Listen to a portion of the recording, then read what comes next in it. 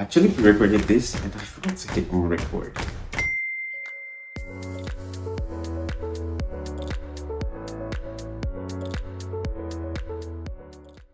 The Rabbit R1 is essentially one of the most craziest devices released so far. So let me walk you through with it. The Rabbit company is essentially founded by Jesse Liu, who presided over the event, and essentially he talked about in lots of specs about the Rabbit R1. And here's everything you need to know.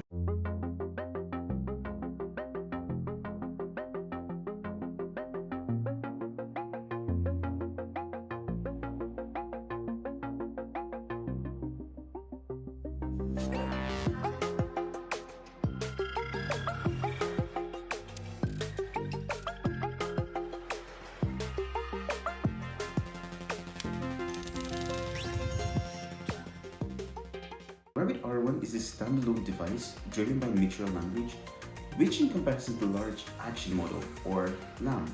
And what this LAM does is essentially triggering actions based on the user suggestions, compared to large language models, or LLM, such as ChatGPT and other chatbots. Now, let me dive you through with the hardware components of the Rabbit R1. So firstly, it's got a 2.3-inch touchscreen, it's got a scroller, a push-stop button, inbuilt microphones, speakers, a 360-degree rotational camera, otherwise known as the Rabbit Eye, and a card slot for global 4G LTE network. According to Rabbit, this has a 10 times faster voice AI project compared to other chatbots out there, and it replies to questions essentially under 500 milliseconds, which is less than half a second, except for those complex commands and demands which you might want to request from the chatbot. That's essentially it for the hardware part.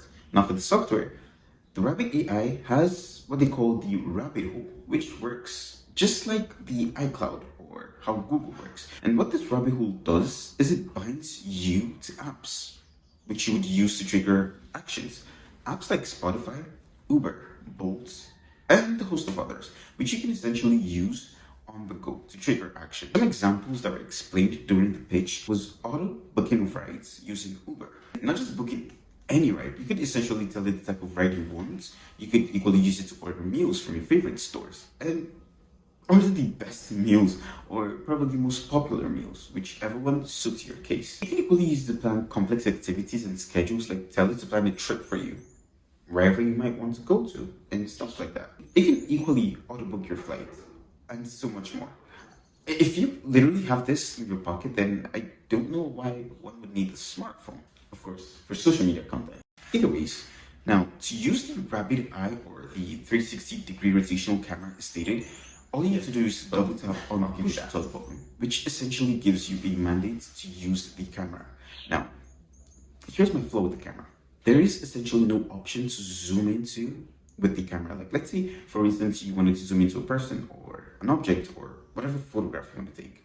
There's essentially no option. Start with the wide angle lens, and it's just one camera, so you don't have an ultra wide or a telephoto lens to use. So this is actually one of my flaws with it. And one major benefit of this camera that I've got to understand is essentially like Google Lens. Like if you wanted to know something or if you wanted to take a picture of something, you could just use the button, take a picture, and essentially what the AI would do is to tell you everything you need to know about such said picture. So yeah, this is a cool feature, and only to the fact that you have it in your pocket, you're just 2 taps away from doing whatever thing you want to do or having whatever information you want, compared to Google, where you literally need to take a screenshot, upload it to Google Lens, and then wait for it to give you feedback. This is a game changer. And lastly, there's a new teach mode. And essentially what this does is for users like you and I, per se, to be able to teach the Rabbit R1 essential complex things that we would want it to do for us in the future. Now, these are things that the Rabbit doesn't know how to do yet, but with the teach mode in place, you could essentially teach the Rabbit AI stuffs or things you would want it to do for you subsequently. And with just one example, boom, it does everything on the go for you. Now, why I like this feature, of course, it's great. It's nice.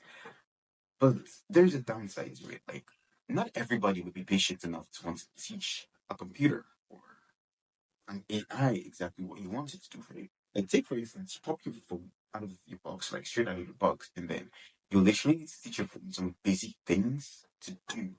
It's it's great per se, but not everybody has the patience to sit and teach the phones what to do, or teach the AI what to do.